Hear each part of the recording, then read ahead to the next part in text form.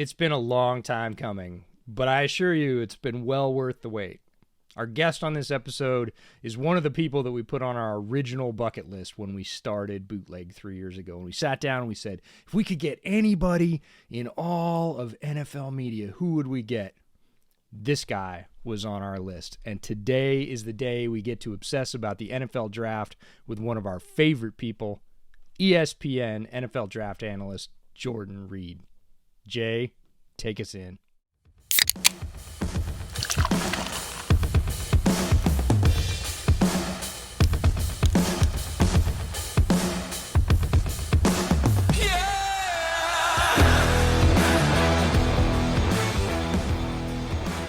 Welcome, everybody, to the Bootleg Football Podcast. I'm your host, Brett Coleman, here with my wonderful co-host, EJ Snyder. Yes, the rumors are true. We got Jordan Reid to take a break from the film cave. He's bouncing around pro days. Just got back from the combine. Hardest working man in draft media. We got him to take 25 minutes out of his day for us. EJ, should we just not waste time and get into this thing? I want to waste very, very little time because Jordan is one of my favorite people in this entire space. He is one of the most knowledgeable guys I know. He's one of the nicest guys I know. You hear that a lot, but he is exactly on camera as he is behind the camera. Genuine, smart. I know I'm building him up, but there's just nobody better, so let's get to it.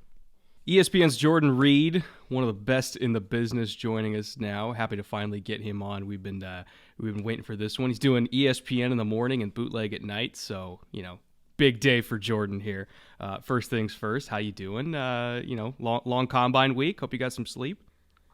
Yeah, for the next few months, I'm just gonna forget about sleep, but I'm excited to be here with you guys. Well, we're not going to take too much of your time. We're not going to take too much because we know you're East Coast. We're recording this at 7 at our time, so it's like after 10 over for you. We're here to talk about the My Guys list for Jordan Reid this year. If we're just talking about the 5 guys that you can't leave the draft without, who's first on your list?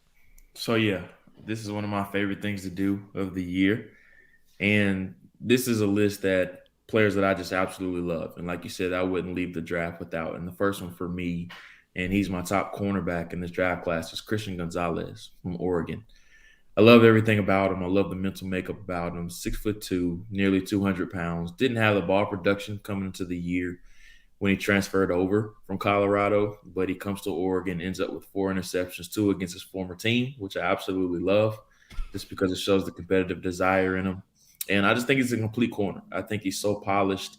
Everything's so effortless about him. He has the length that you're looking for. He has the ball skills. And then he's what I like to call an ascending prospect. So coming into the draft, he just continues to get better. So Christian Gonzalez from Oregon, he's my top-ranked corner in this class. And I just really, really like this player on tape.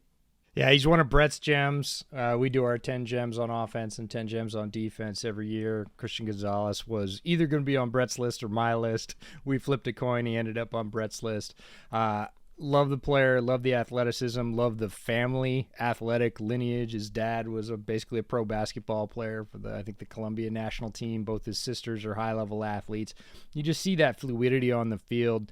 I said he reminded me a little bit of Drake London on the defense, a guy that has a basketball background, and you can just see moves a little bit differently than other cornerbacks, but gets it done, and he's ratcheting up that piece, that aggressiveness, that ball production that you talked about.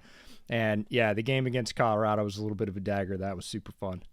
Yeah, I mean, you're spot on with him. I think just the mental makeup that he has, the athleticism, him going out there. I think he jumped, over 11 feet in the broad jump, 41 inches in the vertical, and then going out around 4.38. That just stamped everything for me. You buying top 10 to the Eagles? You think he could go that high? I'd take him at 6 if I was Detroit. Oh, that'd be fun. I mean, they do love those aggressive press corners. I mean, he definitely fits what they like. So I'm down for that. That'd be good. Who's number 2 on your list? All right, so the next one for me, and this is a player that, he blew me away at the combine, is Jartavius Martin. He's a safety from Illinois. And we always talk about versatility on the back end. The more you can do, the better, just because it shows how smart you are. And then that's the name of the game, especially in the NFL. You have to be able to cover. You have to be able to tackle. But I think where Martin differentiates himself a little bit is that he's a core 4 special teams player too. And you saw that at the Senior Bowl. I think that was one area where a lot of people don't really pay attention to. Everybody kind of just takes a break during the special teams period. And I learned this from Terry McLaurin. It was my first year at the Senior Bowl. And you just find out guys that take special teams really serious. And you could tell that Terry McLaurin, he went all out in every single special teams drill. And that's what I got from Jartavius Martin. And he only practiced for one day, but that one day he was just balls to the wall during special teams period. And then when he was out there doing secondary drills in the secondary with safeties, he was just exceptional. So he has nickel corner flexibility. He can play outside corner. He can play safety. So there's so many different hats that he can wear. And then he goes out and tests out of this world at the combine, jumps 44 inches at the combine. He runs 4.46, and then I think he jumped like 11.3 in the broad zone, which is just nuts. So freaky stuff. Jartavius Martin, big fan of him. What I found fascinating about him, because you mentioned he has slot corner flexibility, he had 15 pass breakups this year, and almost all of them were from the nickel spot, which is really, really hard to do because it's two-way goes all day long. They're throwing slot fades on you to 6'2" receivers. Like, you know, he had another corner in the secondary there, Witherspoon, that's going to go somewhere in the top 10 to 12 picks. But, like, you could argue that his job was even harder because he was trying to survive at nickel, and he did a pretty damn good job at it. Yeah, I mean, that entire secondary was fun. Sidney Brown, Devin Witherspoon, Jartavius Martin, the list goes on and on. That was one of my favorite defenses to watch this year, but he clearly was a standout. Yeah, I think everybody's focusing on Sidney Brown, and rightfully so. He's an excellent player. But the thing about Jartavius Martin that blew me away at the Combine is that multi-role versatility. And when we talked about, again, our defensive gems, my top defensive gem this year was Brian Branch from Alabama, and it was the same thing. He can play outside. He can play nickel. He can play deep if you need him to. You add special teams versatility to that, and the fact that he was absolutely rocked up. He's in perfect shape for the Combine, comes out, blows away all the numbers. I said on a radio interview this morning, I think he was one of the guys that made himself the most money, period, in Indy. You could argue on the defensive side, only maybe Nolan Smith made himself more money over the weekend than Jartavius Martin. Yeah, I'm right there with you. I think he was one of the biggest winners of the event as a whole. Today's episode is brought to you by ButcherBox. You can take the guesswork out of buying high-quality meat and have it delivered right to your door from ButcherBox as often as you want it. All their beef is 100% grass-fed. They have free-range chicken, wild-caught seafood, and pork that's raised crate-free. You can get a variety of box plans from curated to customized, so you can get the exact cuts you want.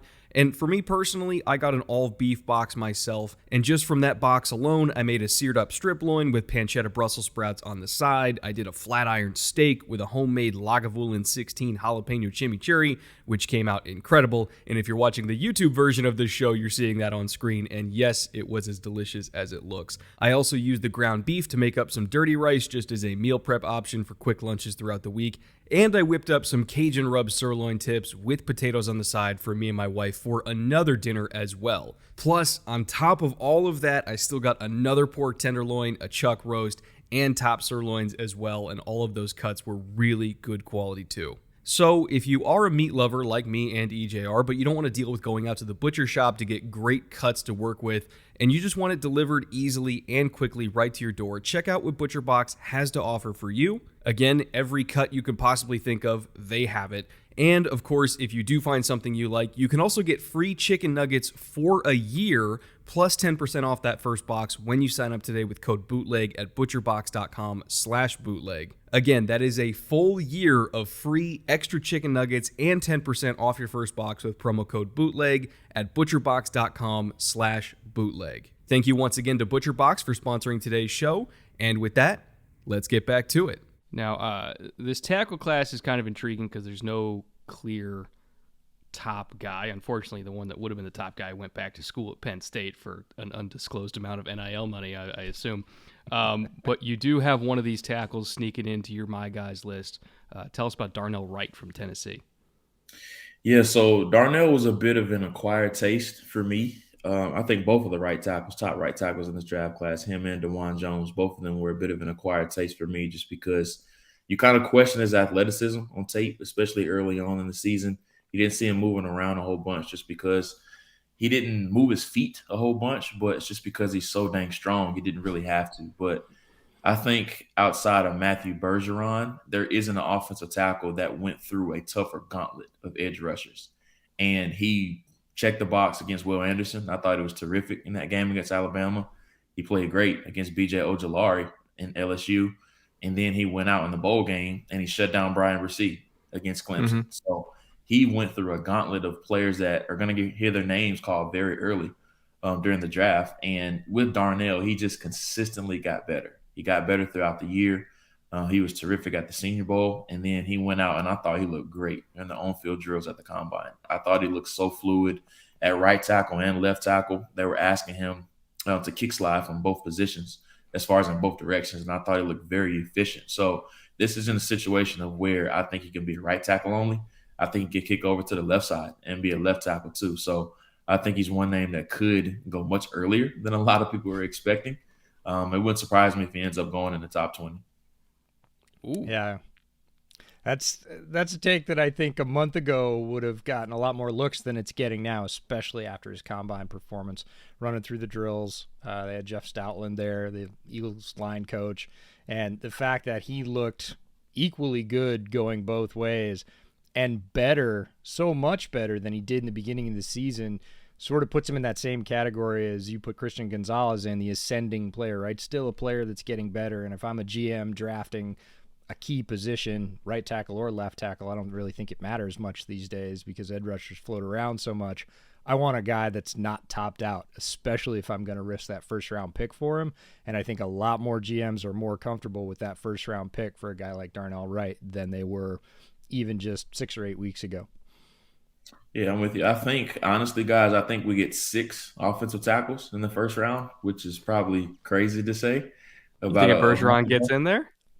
So the 6, obviously the top 3, Broderick Jones, Paris Johnson Jr., Skoronski, and then your 3 that I think end up going probably somewhere mid to late first round, Anton Harrison, Darnell Wright, DeJuan Jones. I think those could be your 6 that go in the first round. Well, with the receiver position being a little bit down this year in terms of like true first-round talents, like there's still got to be 31 players picked, right? So it's going to have to come from somewhere. They're generally going to be premium positions. I really struggle with Tennessee players just because of the system, right? Like it's such a wild system compared to what you see in the NFL. Did that cloud your evaluation at all, or are you just going straight traits plus production plus what you saw at Senior Bowl? Well, I think it's a little different when you're talking about offensive line, just because with Tennessee, it's not as, I hate using the word gimmicky, but it's not like the offensive line is taking advantage of the hashes or the wide landmarks and things like that. They're still asking to hold up in protection. They're still asked to run normal schemes as if it were a normal offense. So it's not a situation of where it's a normal Big 12 offense, if that's for a lack of better context. I still think they ran some regular schemes as far as asking him to pull. You still see them running zone. They're still running some counter. They're still running trap. They're still running normal concepts. So I think it's a little bit different when you're talking about offensive line play in that system. It's not as gimmicky like receiver or quarterback or things like that. Speaking of receiver, you do have one here at the 4 spot. Jaxon Smith-Njigba from Ohio State, who everybody seems to universally love.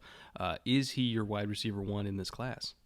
He is. And, I said this after the wide receivers worked out. It was the best on-field workout I've seen since Justin Jefferson in 2020. Like, he looked so fluid, and everybody questioned his long speed, which still is a big question with him.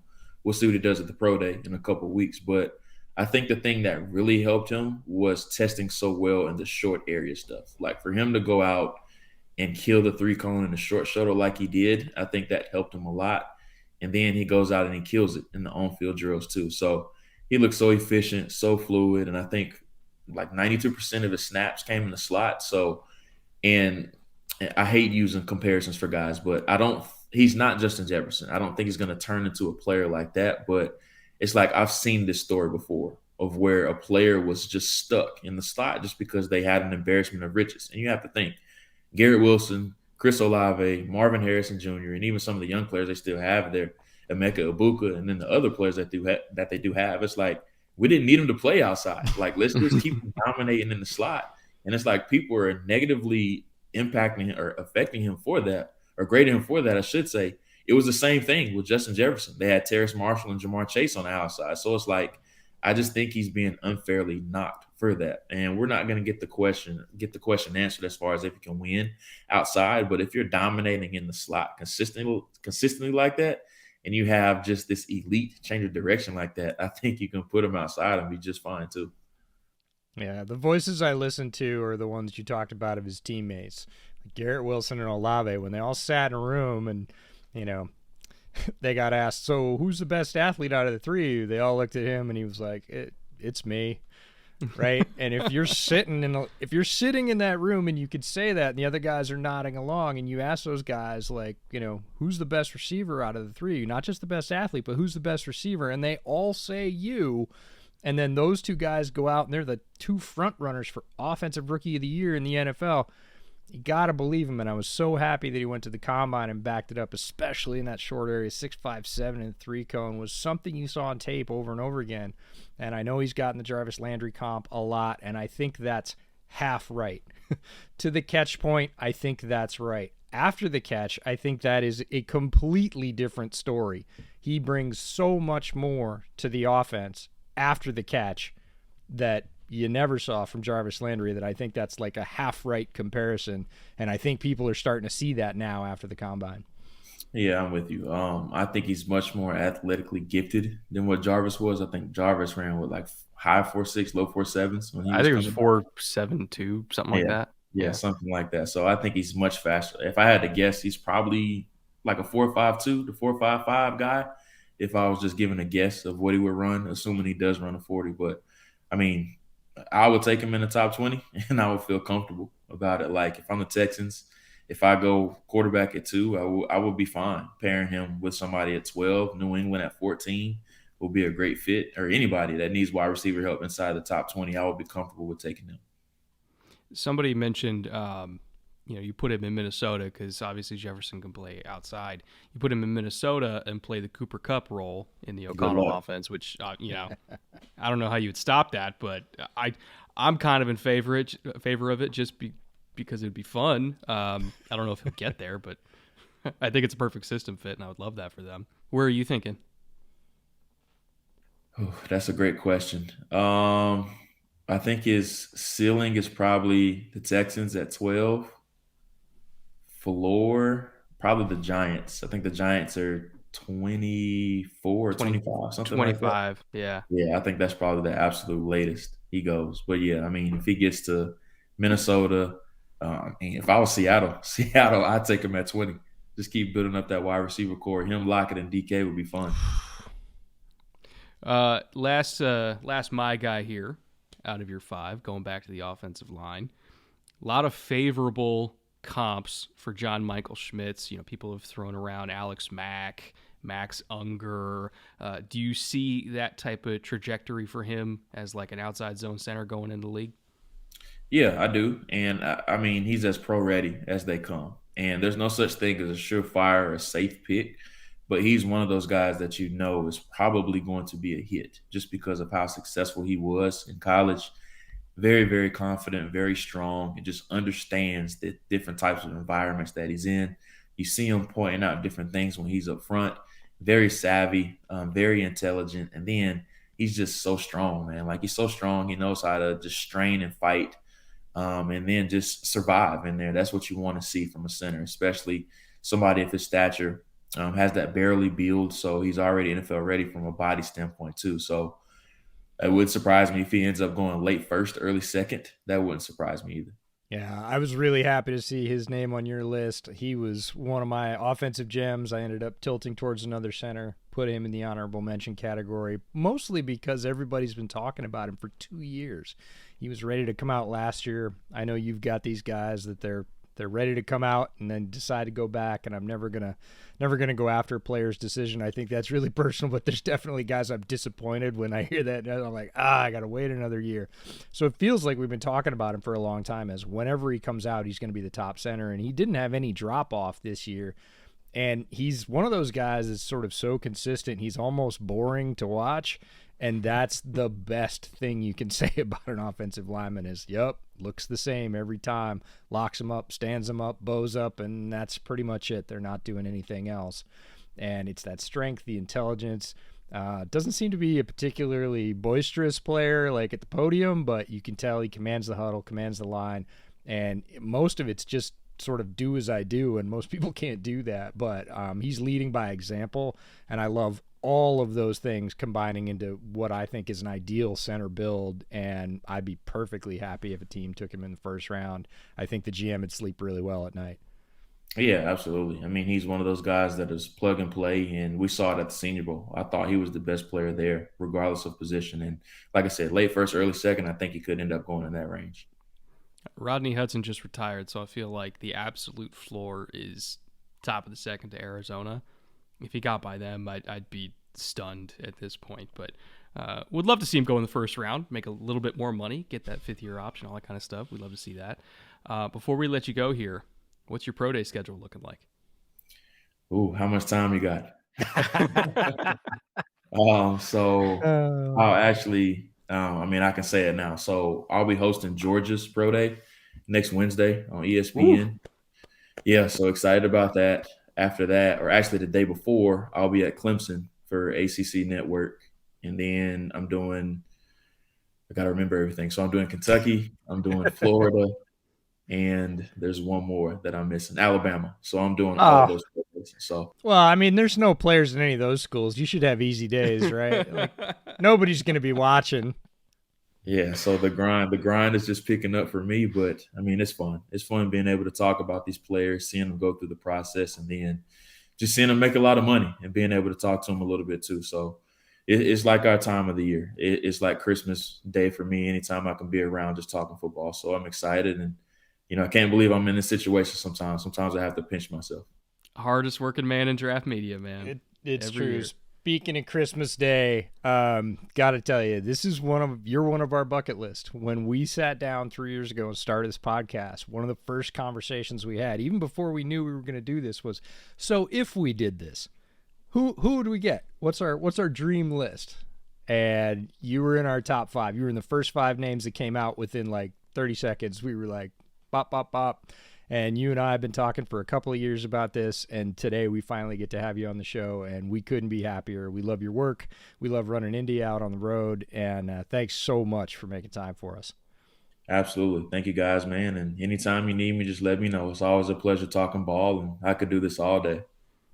We'll see you in KC. All right, that was Jordan Reid. Again, very gracious of his time to give to us, and he is the first of several interviews that we have coming up throughout the rest of draft season with experts in various fields and disciplines of study when it comes to the NFL draft, certain experts on different position groups. You guys are going to love everything that we have coming your way. But we have even more than that. EJ, take us through what the rest of draft season looks like here on the Bootleg Football Show.